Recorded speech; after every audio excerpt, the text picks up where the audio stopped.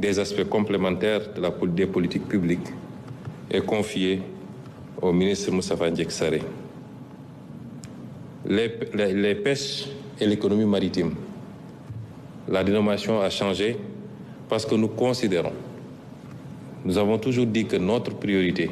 c'est vrai, construire des infrastructures, c'est important, mais notre priorité, c'est de bâtir une économie. Et bâtir une économie commence par le secteur primaire, l'agriculture, l'élevage, la pêche et la bonne gestion des ressources extractives, complétée maintenant par une industrialisation du pays. Et c'est pourquoi nous avons voulu, à côté de la pêche, mettre l'accent sur l'économie maritime, parce que ce n'est pas seulement la pêche, les mers et les fleuves font développer un ensemble d'activités économiques et commerciales autour des espaces. Et ensuite, la question des infrastructures. Quand nous sommes arrivés au pouvoir, nous avons constaté un émiettement, un éclatement de la question infrastructurelle, avec des directions des infrastructures dans quasiment tous les ministères, l'urbanisme, la justice, la santé, l'éducation nationale, l'enseignement supérieur. Et cet émiettement a produit deux effets néfastes. Le premier effet, c'est l'affaiblissement de la qualité dans l'exécution et dans la maîtrise des coûts.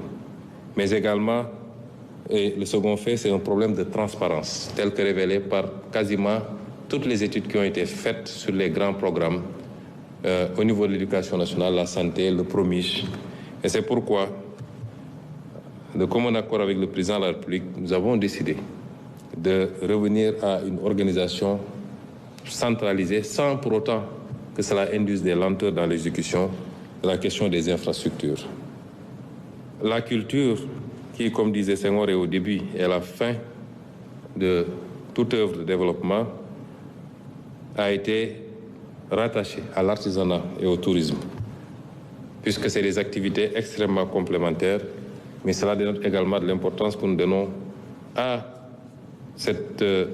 branche importante des politiques publiques, la culture et les industries créatives. La communication gouvernementale, évidemment, quelle que soit la qualité de l'action gouvernementale, elle ne peut avoir de pertinence que par la communication qui l'accompagne. Différents instruments de communication existent déjà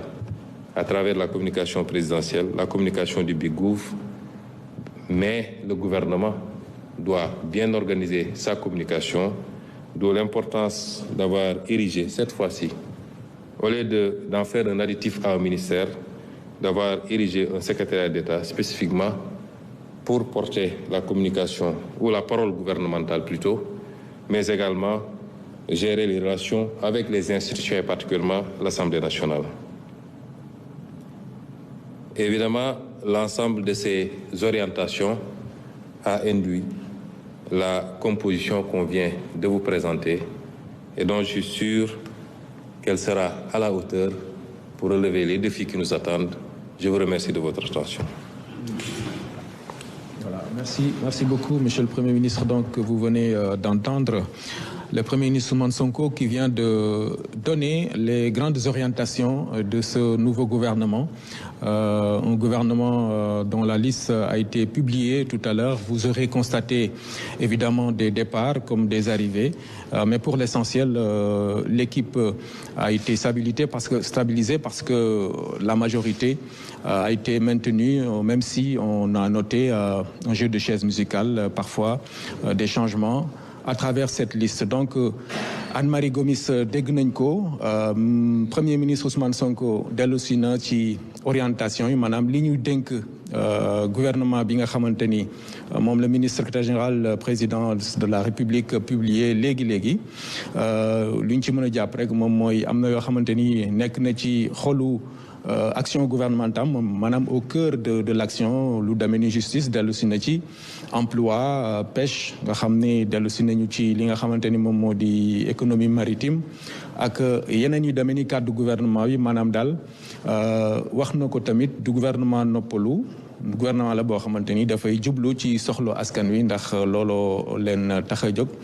kon mi ngi noonu liste bi ñu doon xaar wadd na ñu bàyyi leen kon ngeen wéy ci li nga xamante ni moom mooy jàngat bi Anne-Marie. Mar Gning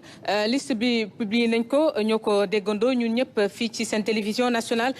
mu am nag ñu bees ñu nga xamante ne dugg si nañ ci gouvernement bi wax nga ko léegi ñenn ñi ñu confirmer leen seen poste ñenn ñi ñu changé leen ci yeneen département ban jàngat nga def ci loolu ak ñi nga xamante ñoo ci ñu bees nag nga gisee profil yooyu. waaw am na loo xamante ni du surprise parce que ku demee ni Déthié Fall par exemple ñu bëri ñu ngi doon laam-laamee duggam ci gouvernement bi loolu moom daanaka leer na léegi léegi nag am na ñeneen ñoo xamante ni gis nañ ne dem nañu ñu demee ni ministre de l'intérieur le général Tine ak ministre de la justice ñoom tamit dégg ngeen li ci li ci premier ministre wax ndax am na choix yoo xamante ni il faut ñu jàpp rek ne ñi nga xamante ni ñoom ñoo koy jël maanaam le président de la République ànd ci ak premier ministre am ñoom ñoo ko mën a expliquer mais dans tous les cas liñ ci mën a jàngat rek moom mooy priorité yi nga xamante ni xëy na moom la ñu jox département yooyu la lu demee ni justice lu demee ni ministère de l'intérieur nga xam ni Bamba Cissé ñëpp xam nañ ko waaye tamit am na ñu dugg ñu ci demee ni Amadou Ba Cheikh Niang su fekkente ni moom la en tout cas c'est un diplomate chevronné boo xamante ni xam na liggéeyam li ci des nag mooy gis nañu aussi ay changements ku demee ni par exemple le professeur Daouda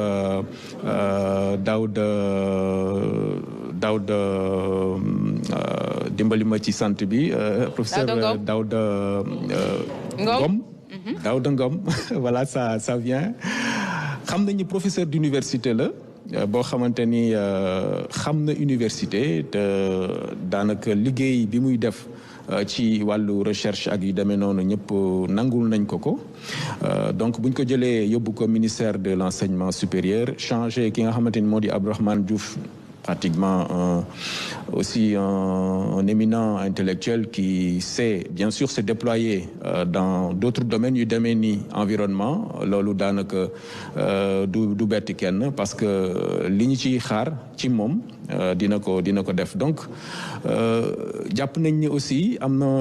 yenn mbir yoo xamante ni am na cohérence par exemple bu ñu jëlee emploi ak formation professionnelle dénk ko le ministre Sarré nekk na loo xamante ni xëy na priorité bi am na solo parce que le premier ministre rappelé na ko emploi moom daanaka gouvernement yëpp moom mooy seen itte bi gën a daanaka am solo parce que dafa jëm ci wàllu ndaw ñi Sénégal xam nañ ne ndaw ñi fi mu nekk nii lii seen soxla mooy liggéey donc loolu aussi am na solo ñu jàpp ko en tout cas li ñu mën a jàpp rek Anne-Marie mooy que ni engagement en tout cas boo xam ni jóge na ci kàddu premier ministre mu jottali li nga xamante ni moom